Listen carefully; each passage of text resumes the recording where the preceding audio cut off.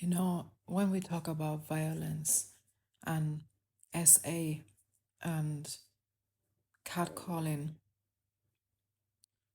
and so many things in between, all the layers of what it means to be a woman or a femme presenting person in a system that was created from and by men, we so often forget that there are so many men who are also victims of other men and are not being believed because of the same men that are offended that we are choosing the bear over them. And I want you to sit down with yourself, whoever is watching this video, and I want you to remember that this is way more. This is way more than just a gender debate. It is so much more than just a gender debate. It's about giving somebody systemic power just because, and placing that systemic power over everything and everybody else, to an extent that when you are a victim of a person that holds that systemic power, you are not going to be believed. And not only that, you're not going to be believed, you'll be questioned. You will be blamed to an extent, to such a systemic extent, that when it happens to us, you rather swallow it than trying to get the person that did that to us any type of conviction. Because we know that the people in the office are the same people that are offended that we chose a bear over their gender. And if you happen to be a man and you catch yourself offended in the slightest, I want you to know that you are more busy in protecting a predator than actually calling out the crime.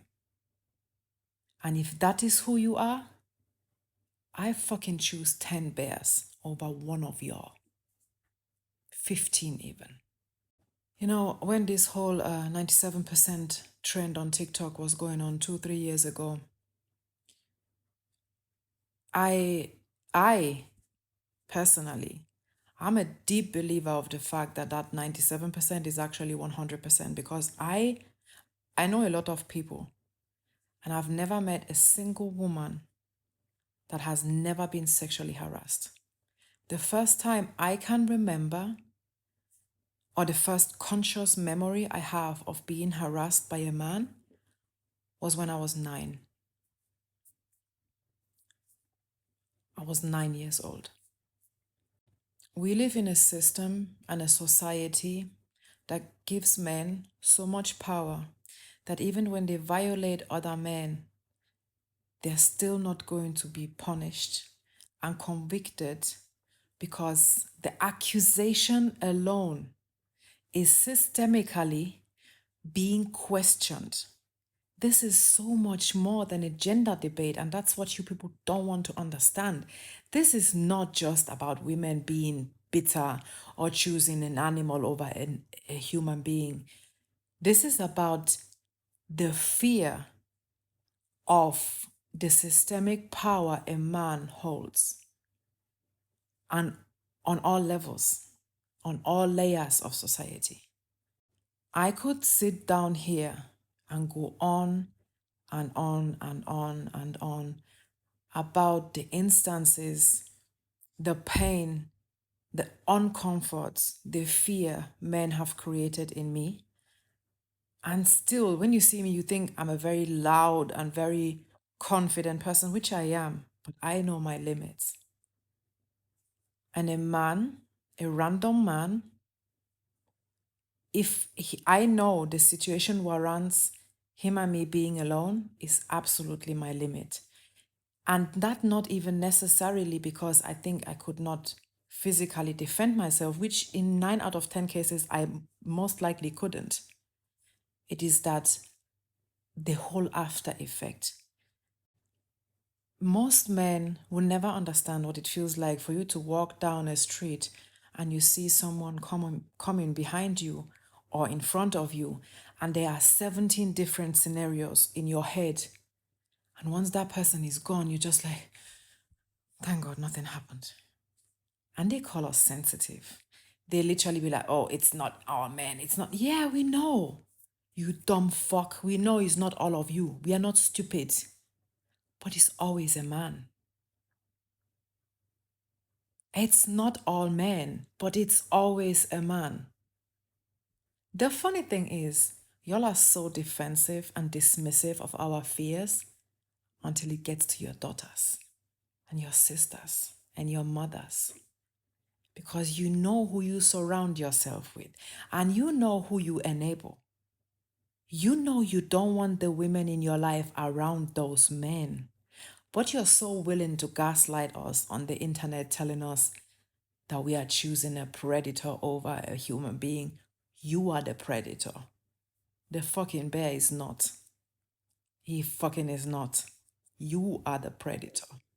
Do I need to remind anybody on this app that there have been more instances than I could ever count of men raping women, murdering them, and then again raping their dead bodies?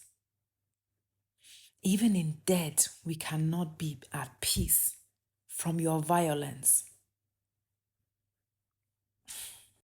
And I want to use this opportunity and talk about the number one argument that people throw my way.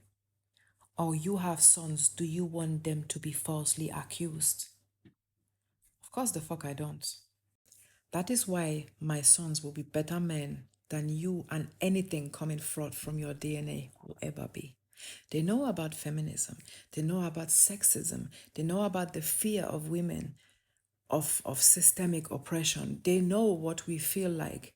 They know not to enable their bodies, their co-workers, their students, their whoever around them. They know when it's safe or when they should speak up, when it's safe for them. They know that silence is compliance. So that argument is none, because us knowing the truth exactly means that we are going to raise better men. So if you're offended because you ain't shit, just say that and go your way. But the whole you have a son argument holds not a single piece of power, because yes, that's exactly the point.